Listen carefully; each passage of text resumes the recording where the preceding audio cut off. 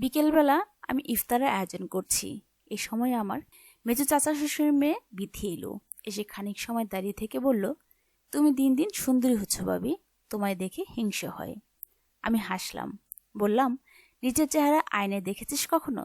তোকে নিয়ে তো পাড়ার সব ছেলেদের কারাকারি। বিথি বলল, দূর, কি সব যে বলো তুমি। এরপর আর কথা হয়নি।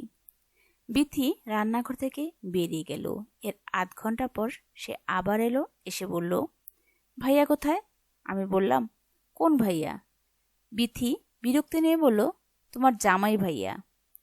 আমি হাসলাম, বললাম, অফিসে, তবে ইফতারের আগে আগে আসবে। বিথি বলল, ও আচ্ছা, যাই আমি।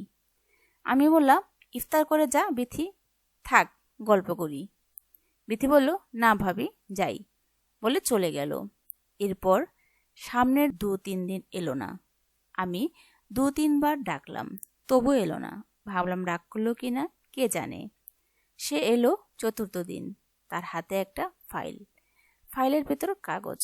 ওখান থেকে একটা কাগজ বের করে আমায় দেখিয়ে বলল, এটা কিসের কাগজ জানো?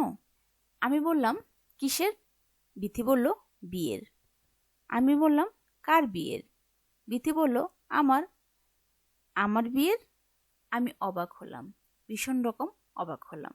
বললাম, রোজার দিন এসব ফাজলামো রাখতো, তোর বিয়ে আর আমরা কেউ জানি না, ঢং। বিথি বলল, সত্যি ভাবি, আমি বিয়ে করে ফেলেছি। গোপনে, গোপনে করেছি, কেউ কিচ্ছু জানে না। 6 মাস হয়েছে আমার বিয়ে, এমনকি আমার গর্বে। বিথি চুপ হয়ে গেল, কোনো কথা বলছে না। এতক্ষণ বিথির কথাকে কৌতুক মনে হলো, এখন আর একদম মনে হচ্ছে না। এই কথা উড়িয়ে দেওয়ার মতো কথা না। আমি ওর একটা হাত ধরলাম, বললাম, বিথি, তোর গর্বে কি? বিথি কাঁদছে, কথা বলছে না। তার চোখ থেকে টপ টপ করে জলের ফোঁটা নামছে, শিশিরের মতো। কাঁদলে ওকে আরো সুন্দর দেখায়। ওর ফর্সা গালের দিকে তাকালে মনে হয় সবুজ কচি লেবু পাতার উপর বিন্দু বিন্দু শিশির জমে আছে, আর সেই শিশিরে সূর্যের আলো জমে তা সোনার মতো চকমক করছে। কিন্তু এই মুহূর্তে বিথির কান্না আমার সহ্য হচ্ছে না। কেন সহ্য হচ্ছে না বুঝতে পারছি না। বিথি কান্না থামিয়ে চোখ মুছতে মুছতে বলল, আমি কনসেপ্ট করেছি ভাবি, 2 মাস হয়েছে। শুনে শরীর আমার থরথর করে কাঁপছে শুরু করলো। শুনে আমার শরীর থরথর করে কাঁপতে শুরু করলো। এসব কি বলছে বিথি? কেউ কিচ্ছু জানে না সে গোপনে কবে কাকে বিয়ে করলো, আবার বলছে 2 মাস হয়েছে কনসেপ্ট করেছে। আমি বললাম, বিথি, কাকে বিয়ে করেছিস তুই? কিভাবে? কিভাবে কি? বিথি কাগজটা আমার হাতে দিল, বলল, তুমি দেখো, নিজের চোখে দেখো, আমি কিছু বলতে পারবো না তোমায়।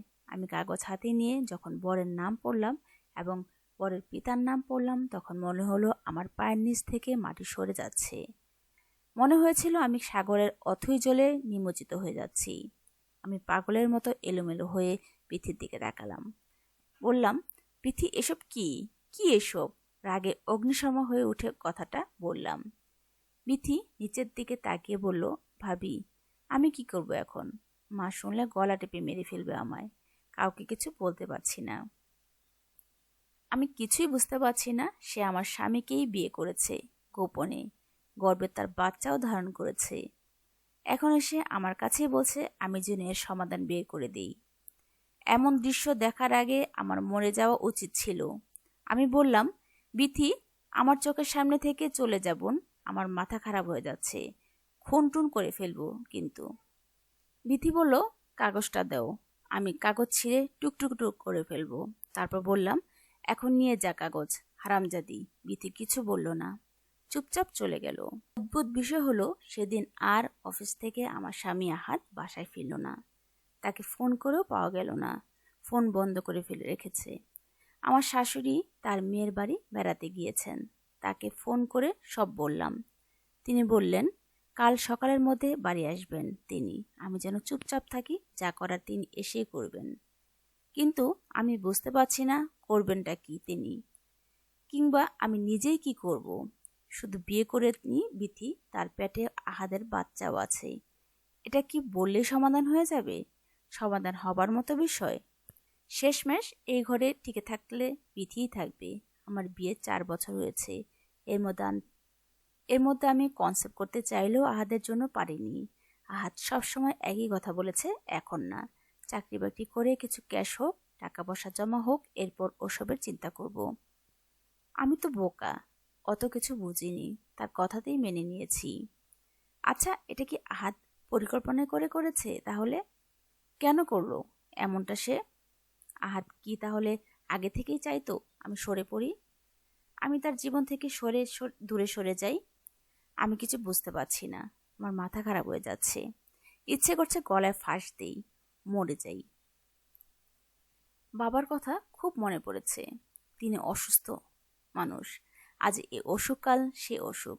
তিনি বড় শখ করে এই বিয়ে দিলেন, বললেন ছেলের আচার আচরণ অতি মিষ্টি, ছেলের মাও মাটির মানুষ। কিন্তু বাবা যখন শুনবেন তার পছন্দের ছেলেই এমন একটা অভয়ঙ্কর কাজ করেছে গোপনে, তখন তিনি এটা কিভাবে মেনে নেবেন? আর আমারই বা কি হবে? বিয়েকে একটা গোপন খেলার নাম, বিয়েকে একটা পুতুল খেলা। সে রাতেই বিষয়টা আমার চাচি শাশুড়ি জেনে গেলেন। অদ্ভুত বিষয় হলো, তিনি এটা জানার পর নিজের মেয়েকে কোনো রকম শাসন বারণ না করে বিথিকে নিয়ে সরাসরি আমাদের ঘরে চলে এলেন। এসে বললেন, এই মেয়ে আমি আর ঘরে নিব না, এই মেয়েকে আমি ত্যায্য করলাম। সে যাকে গোপনে বিয়ে করেছে, যার বাচ্চা পেটে ধারণ করেছে, সে তার ঘরেই থাকবে, তার খাবে, তার পড়বে, আমার কিছু বলার নেই এখানে। আমি রাগে ওনাকে বললাম, আপনি মগের মুলুক পেয়েছেন নাকি? আপনার নষ্ট মেয়েকে এই ঘর থেকে নিয়ে যান বলছি। খবরদার চাচি, নয়তো ভেজাল হয়ে যাবে, এই বলে দিলাম। নয়তো ভেজাল হয়ে যাবে, এই বলে দিলাম। বিথির মা এবার রেগে আগুন হয়ে উঠল, বলল, আমার রাগ দেখাচ্ছ কেন? নিজের স্বামীকে তো ধরে রাখতে পারো নাই। তাছাড়া পুরুষ মানুষ একাধিক বিয়ে করেই, তোমার স্বামীও করেছে। কিছু বলার থাকলে, রাগ দেখাতে হলে নিজের স্বামীকে দেখাও গিয়ে। আর বিথিকে এই ঘর থেকে তুমি তাড়াবার কে? তুমি যেমন এই ঘরের বউ, বিথিও এই ঘরের বউ। সে ভেসে আসে নাই, বিয়ের সব কাগজপত্র আছে। এছাড়া তোমার চেয়ে তো বিথির অধিকার বেশি, কারণ বিথির পেটে আহাদের বাচ্চা। তোমার কি আছে শুনি?